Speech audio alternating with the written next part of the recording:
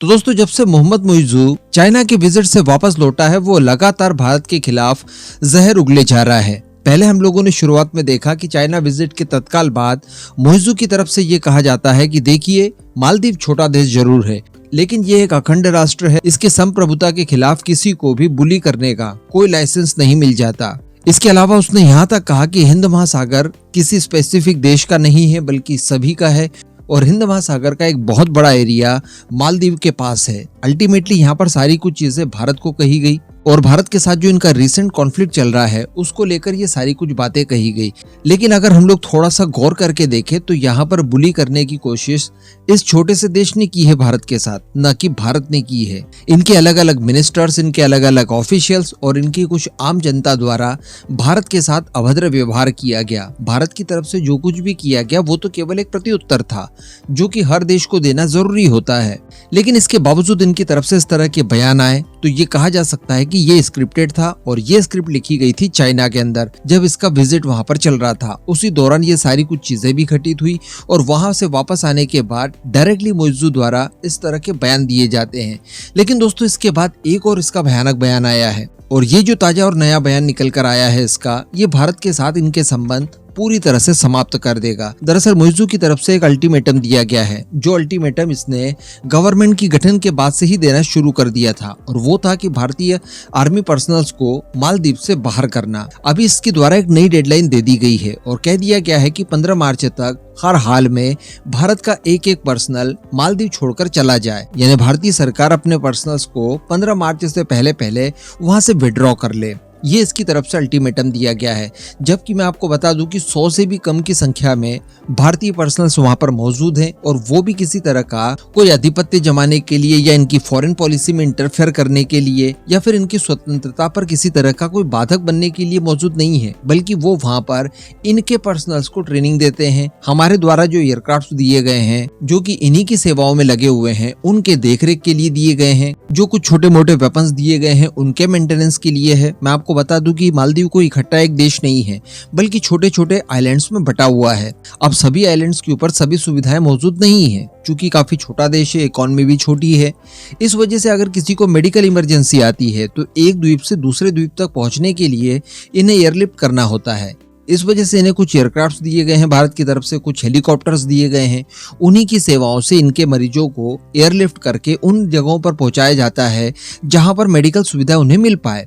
तो अल्टीमेटली सारे पर्सनल्स जो हमारे वहां पर मौजूद हैं वो इन्हीं की सेवाओं के लिए हैं। लेकिन इसके बावजूद मुइज़्ज़ू की तरफ से इन्हें 15 मार्च तक हटा देने के लिए डेडलाइन तय कर दी है। डेफिनेटली भारत के पर्सनल्स अगर यहाँ से विड्रॉ किए जाते हैं तो उसके बाद इतने ही नंबर्स में या फिर इनसे ज्यादा नंबर्स में चाइनीज पर्सनल्स यहाँ पर डिप्लॉयड हो सकते हैं।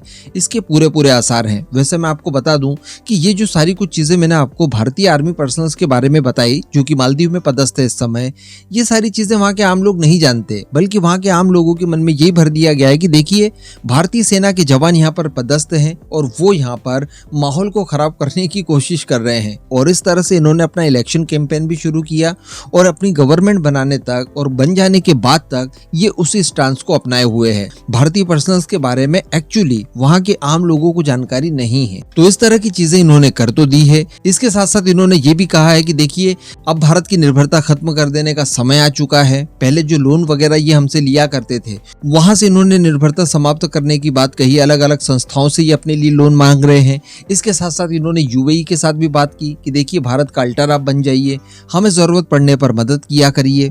इसके साथ साथ जो दवाएं वगैरह जाती है, इसके अल्टर के तौर पर भी ये लोग अब चाइना की तरफ देख रहे हैं। इनकी तरफ से स्पष्ट कहा गया है कि अब हम लोग दवाएं वगैरह भी और जो मेडिकल सुविधाएं भारत की तरफ से मिला करती थी उन्हें भी अब हम लोग नहीं लेंगे। तो अल्टीमेटली एक पूरी की पूरी खाई इन्होंने तैयार करने की कोशिश की। लेकिन हम सभी जानते हैं कि हम भी मालदीव के जो पर्यटन का ऑप्शन है वो भारत के अंदर ही तलाश रहे हैं और लक्षद्वीप को इसके लिए चुना गया है, जो कि मालदीव के टक्कर का प्लेस है और काफी बड़े नंबर्स में भारतीय लक्षद्वीप जाने की इच्छा रखते भी हैं। इसको लेकर भी मैंने आपको पास्ट में कई सारी बातें बताई कि लक्षद्वीप को लेकर किस तरह से अब डेवलपमेंट किया जाएगा और किस तरह से भारतीय पर्यटकों का रुख मालदीव से लक्षद्वीप की ओर मोड़ा जाएगा, जिससे विदेशी पर्यटक भी इन्फ्लुएंस होकर लक्षद्वीप आना पसंद करेंगे। लेकिन बीच में मैंने आपको एक डाउट भी बताया था कि देखिए हम लोग लक्षद्वीप को इतना प्रमोट तो कर रहे हैं, इंफ्रास्ट्रक्चर डेवलप करने की बात करते हैं, लेकिन कुछ अपने ही लोग होंगे जो कि इस बात का विरोध करेंगे और कई तरह से विरोधों के सुर उठने लगे हैं। अब इसी तरह का एक और नया वाक्य निकलकर सामने आया है। दरअसल लक्षद्वीप के एक एमपी हैं, मेंबर ऑफ पार्लियामेंट, जिनका नाम मोहम्मद फैजल है।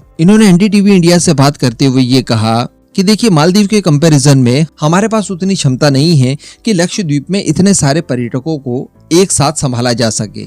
चलिए यहाँ तक तो इनकी बात समझ में आती है कि ये वास्तविकता है, लेकिन इन्हीं के निवारण के लिए तो हम लोग इंफ्रास्ट्रक्चर डेवलप करने की बात कर रहे हैं। ये बात इन्होंने नहीं कही कि हमें और ज्यादा अच्छे से इंफ्रास्ट्रक्चर डेवलप करना पड़ेगा। इसके साथ साथ इन्होंने आगे ये भी कह दिया कि अगर पर्यटकों की भारी भीड़ उमड़ कर आती है तो लक्षद्वीप के नाजुक इकोसिस्टम को देखते हुए पर्यटकों की संख्या को नियंत्रित करना पड़ेगा। शायद ही कोई ऐसा दुनिया का ऑफिशियल हो जो कि उस एरिया का एमपी हो जहां पर पर्यटकों की भारी भीड़ आ सकती है और वो उस भीड़ को नियंत्रण करने की बात कहे या फिर कम करने की बात कहे, क्योंकि जितने ज्यादा पर्यटक आएंगे उतना ही ज्यादा डेवलपमेंट लक्षद्वीप का होगा, लक्षद्वीप के आम लोगों को उतना ही ज्यादा इससे फायदा होगा। लेकिन इसके बावजूद ये कहीं ना कहीं ऐसी बात करने की कोशिश कर रहे हैं कि पर्यटक यहाँ पर ना आए या आए भी तो कम आए।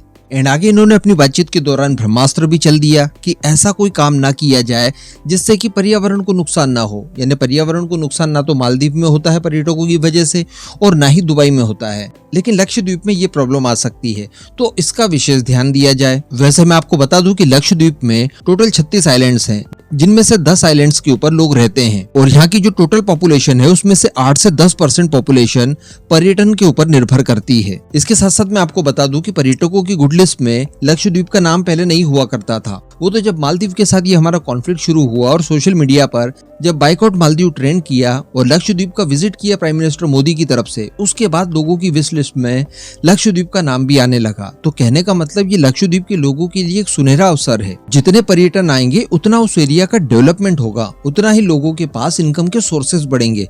लेकिन उसके बावजूद वहाँ के एमपी जिनके ऊपर ये सारी कुछ चीजें निर्भर करती है, उनका दायित्व बनता है इन सब चीजों में सहयोग करने के लिए, वही इस तरह की निराशाजनक बातें कर रहे हैं। इस पूरे मुद्दे पर अब आपका जो भी मानना हो नीचे कमेंट करके जरूर बताइएगा।